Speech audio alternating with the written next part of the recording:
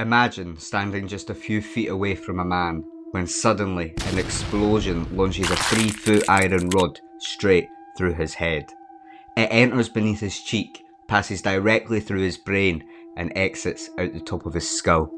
You'd expect the man to collapse instantly, but instead, he stands up, he talks, he even walks to a cart that takes him into town.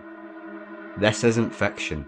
This actually happened in 1848 to a railroad worker named Phineas Gage. And while surviving the accident was shocking enough, what happened to his mind afterwards would change science forever. Because the man who walked away from that explosion was not the same man who existed before it.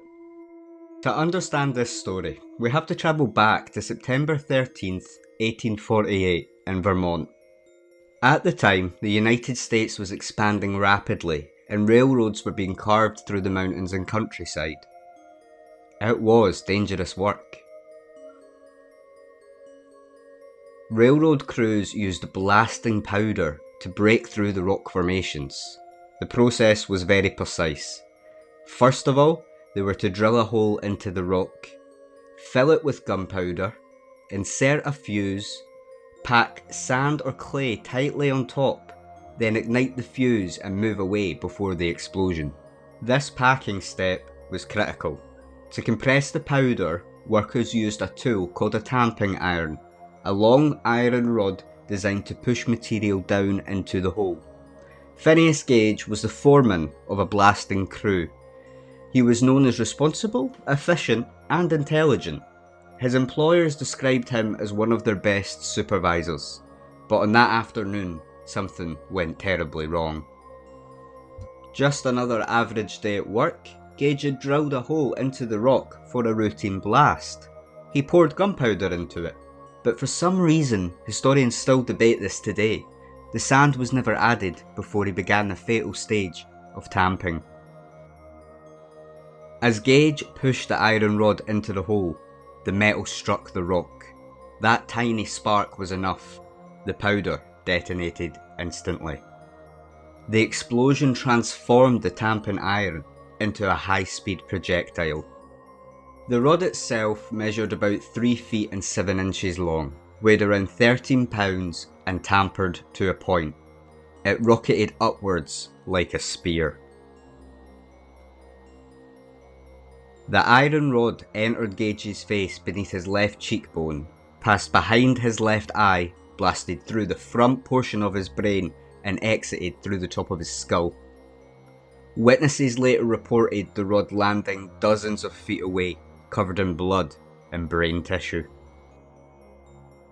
Any ordinary assumption would be that Gage died instantly, but he didn't. Moments after the explosion, Gage was thrown to the ground, but incredibly, he soon sat upright and spoke. Witnesses later reported that he was conscious and able to talk within minutes. Even more astonishing, Phineas Gage walked to an ox cart that transported him nearly a mile into town for medical help. When he arrived at the doctor's office, he reportedly said something close to, "Doctor, here is business enough for you." The doctor who treated him, Dr. John Martin Harlow, initially could not believe what he was seeing.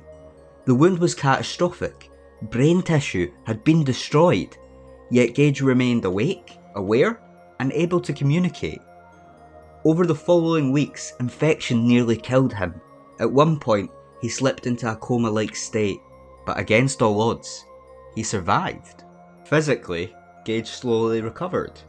He regained the ability to walk, he could talk normally, his memory remained largely intact, but something fundamental had changed. Friends and co-workers noticed it almost immediately.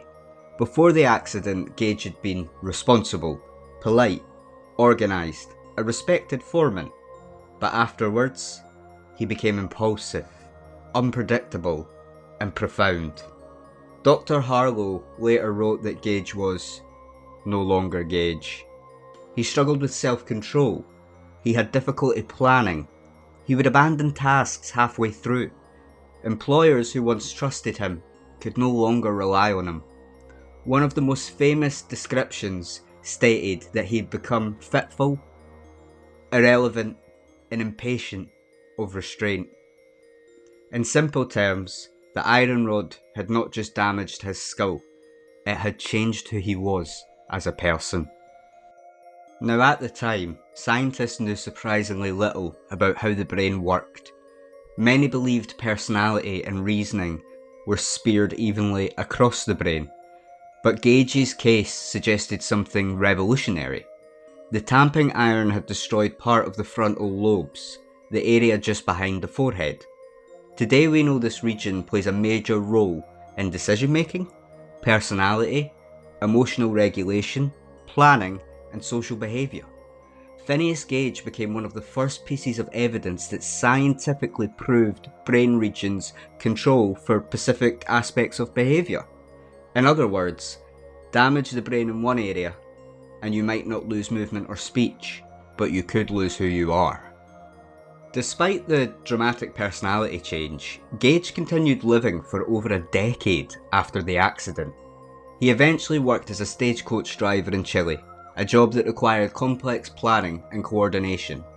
Some research believes this suggests his brain may have partially recovered or simply adapted over time, but his health declined later in life. In 1860, roughly 12 years after the accident, Gage began suffering from severe seizures. He died at the age of 36. Years later, his skull and the famous tamping iron were preserved and eventually displayed at Harvard Medical School. They remain some of the most famous artifacts in the history of neuroscience. More than 175 years later, the story of Phineas Gage still spreads across the internet for one haunting reason. It forces a disturbing question. If a small piece of the brain tissue can change someone's behaviour, how much of our personality is really under our control? Are we truly the same people after trauma? Or are we simply the product of the delicate structures inside our skulls? Gage survived something that should have killed him instantly, but the survival came with a terrifying twist.